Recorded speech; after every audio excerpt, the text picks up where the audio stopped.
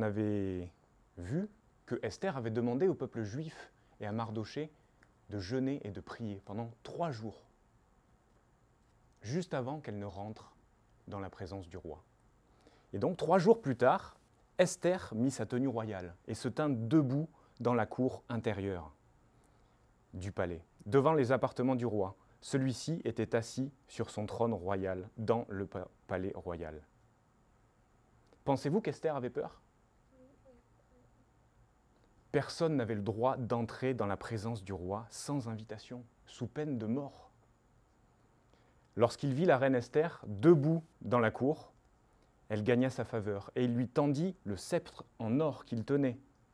Esther s'approcha et toucha le bout du sceptre. Le roi lui dit « Que puis-je faire pour toi, reine Esther, et que désires-tu ? Même si tu réclames la moitié du royaume, elle te sera donnée. » Esther ne voulait pas le royaume, elle voulait sauver son peuple.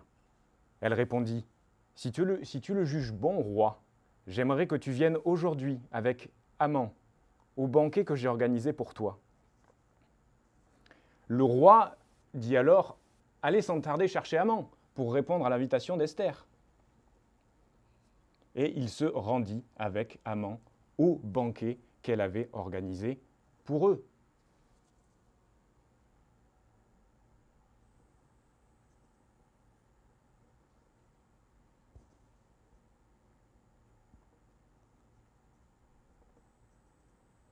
Je vais y arriver, ne vous inquiétez pas. Donc il y avait toutes sortes de mets, toutes sortes de poissons, et Esther avait organisé ça pour avoir une rencontre avec le roi.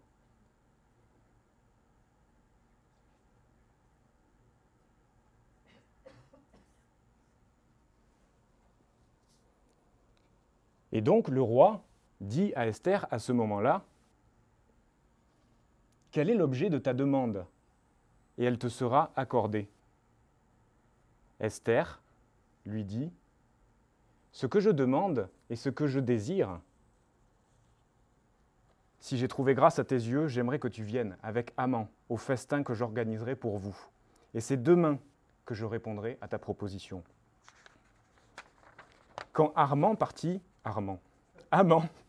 ce soir-là, il était tout joyeux, tout fier d'avoir été le seul invité de la reine.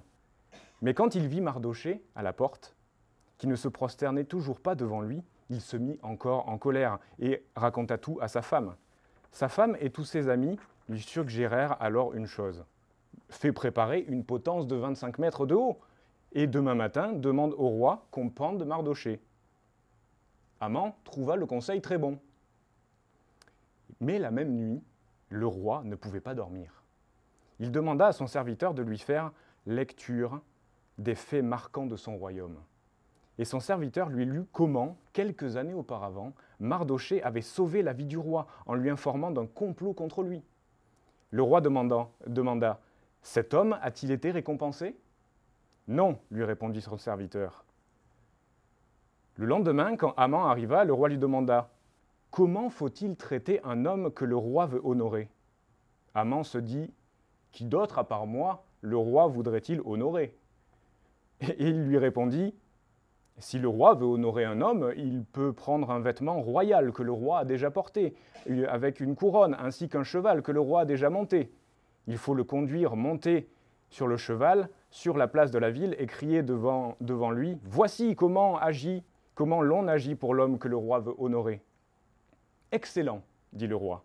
Dépêche-toi de faire ceci pour Mardochée, le juif. » Ce soir-là, quand le roi et Haman arrivèrent au banquet, une fois de plus, le roi demanda à Esther ce qu'elle voulait. Et finalement, elle répondit « Si tu le juges bon, roi, accorde-moi la vie sauve et sauve mon peuple.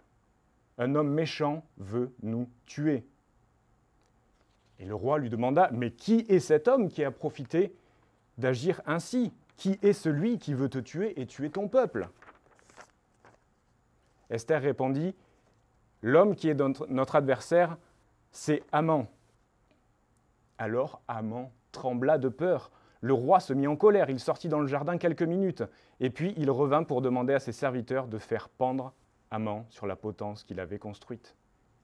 Après la mort d'Haman, Esther poursuivit sa demande au roi.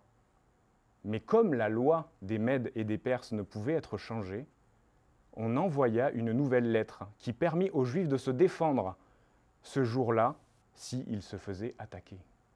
Et c'est de cette façon que Dieu permit que son peuple soit épargné des projets de Haman. Savez-vous que peu importe les plans des hommes, c'est Dieu qui est au contrôle. Et voici ce que vont nous dire les Écritures dans Romains 8, 31. « Que dirons-nous donc de plus? Si Dieu est pour nous, qui sera contre nous ?» Il est au contrôle de tous les détails, même du roi qui ne pouvait pas dormir et qui fut informé de la bravoure de Mardochée. Le roi, ensuite, fit de Mardochée son premier ministre. Mardochée recherchait le bonheur de son peuple et contribua dans ses paroles au bien-être de toute sa lignée. Et on va terminer par la suite du verset de Romains 8, 30. « En effet, j'ai l'assurance que ni la vie, ni la mort, ni les anges, ni les dominations, ni le présent, ni l'avenir, ni les puissances, ni la hauteur, ni les profondeurs, ni aucune autre créature ne pourra me ravir de l'amour de Dieu manifesté en Jésus-Christ, notre Seigneur. » On prie ensemble.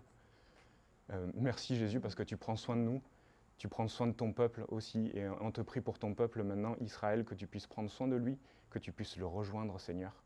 Et on te remercie parce qu'on fait aussi partie de ton peuple quand on t'a reconnu comme le Fils de Dieu, quand on a reconnu que tu étais mort pour nous à la croix, et tu es mort pour nous à la croix, et ressuscité de la mort, Seigneur. Et merci parce que tu veux prendre soin de nous. Et je te prie que tu puisses prendre soin de chacun de nos cœurs, chacune de nos pensées aussi dans les circonstances qu'on traverse. Et on veut juste être dépendant de toi, Seigneur, et te louer et te glorifier parce que tu nous aimes, Seigneur. Et c'est en ton nom qu'on prie. Amen.